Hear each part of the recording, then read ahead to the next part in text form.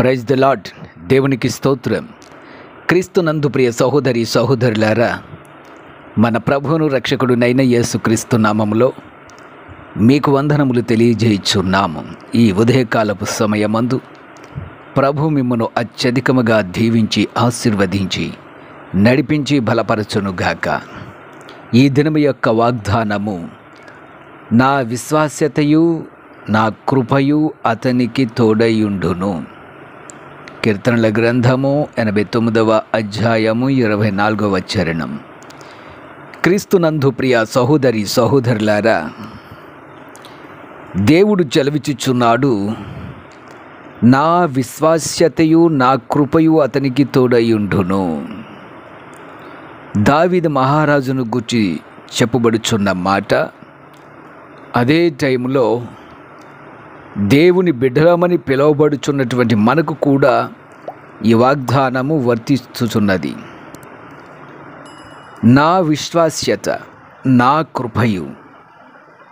దేవుడు కృపామయుడై ఉన్నాడు.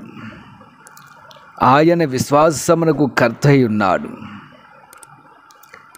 ఈ రెండూ కూడా ఆయనలో ఉన్నాయి. అవి మనకి తోడుగా పంపిస్తానని దేవుని యొక్క వాక్యం తెలియజేస్తున్నది. ఎందుకంటే ఒక క్రైస్తవుని యొక్క జీవితంలో లేక ఒక మనిషి యొక్క జీవితంలో విశ్వాసము అవసరము, దేవుని యొక్క కృప కూడా అవసరం. ఆయన విశ్వాస్యత గలవాడు. మనకి విశ్వాసం రావాలంటే ఆయన విశ్వాస్యత మనలో ఉండాలి. ఆయన విశ్వాస్యత మనపై ఉండాలి. ఎప్పుడైతే ఆయన విశ్వాస్యత మనలో ఉంటుందో, మనపైన ఉంటుందో, అప్పుడు మనలో విశ్వాసం అనేది కలుగుతూ ఉన్నది. దేవుని కృప మనకు తోడై ఉంటుంది. ప్రియ సహోదరి సహోదరులారా, విశ్వాస్యతయు కృపయు అనేవి విశ్వాసి యొక్క జీవితంలో గొప్ప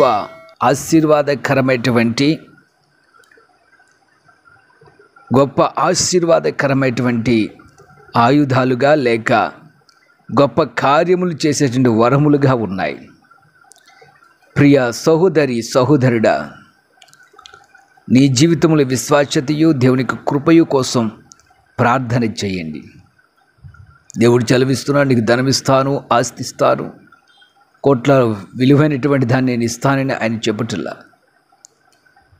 ఆయన మన నుండి కోరుకుంటున్నాడు. మనలో అవసరమైనది విశ్వాస్యత, కృప. ఈ రెండు మనకు ఇస్తానని ఆయన చలవిచ్చుచున్నాడు. మరొక వాక్యములు ఈ విధంగా తెలియజేస్తున్నాడు, నా కృపను అతనికి బొత్తిగా ఎడము చేయను, అబద్ధికుడునై నా విశ్వాస్యత విడువను. కీర్తనల గ్రంథం 89వ అధ్యాయం 33వ వచనం. ప్రియ సహోదరి సహోదరులారా, దేవుడు తన కృపను కానీ విశ్వాస్యతను కానీ విడిచిపెట్టడు, దాన్ని దూరము చెయ్యను అని తెలియజేస్తున్నాడు. మన జీవితంలో అద్భుతములు, ఆశ్చర్యకార్యములు జరగాలంటే, గొప్ప మేలు చేత మనం నింపబడి నడిపించబడాలంటే మనకు దేవుని యొక్క కృప, దేవుని యొక్క విశ్వాస్యత చాలా అవసరం. ప్రియ సహోదరి సహోదరులారా, దేవుని సన్నిధిలో ప్రార్థన చేయండి. ప్రభువా, నీ కృపయు నీకు విశ్వాస్యత నాకు తోడుగా ఉంచు ప్రభు అని అడగండి. ఈ రెండు మన జీవితంలో తోడుగా ఉంటే మనం ఎక్కడికి వెళ్ళినా, ఏ ప్రాంతములకు వెళ్ళినా మనము క్షేమముగా నడిపించబడతాం. దేవునికి మహిమకరముగా వాడబడతాం. అనేకులకు ఆశీర్వాదకరముగా మనము ఉంటాం. ప్రియ సహోదరి సహోదరులారా, నేడే ప్రార్థించండి, దేవుణ్ణి అడగండి. దేవా, నీ కృప నీ విశ్వాస్యత నాకు తోడుగా పంపించండి. నేను వెళుచున్న ప్రతి మార్గములో నీ తోడు నాకు దయచి. ఇదను చేస్తున్న వ్యాపారంలో తోడు దయచి.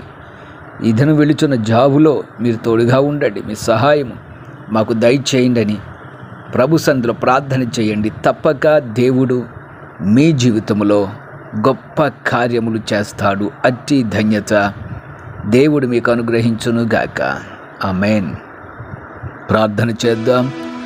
ప్రియ పరమ తండ్రి, జీవాధిపతి, రక్షకుడా, విమోచకుడా, సజీవుడవైన తండ్రి, ఇదిగో నీ ప్రియ బిడ్డల నిమిత్తం ప్రార్థిస్తున్నాము.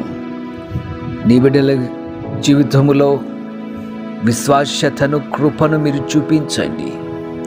నీ దయను, నీ క్షేమమును, నీ ఆశీర్వాదం నీ బిడ్డలకు అనుగ్రహించు కృపగల రాజా.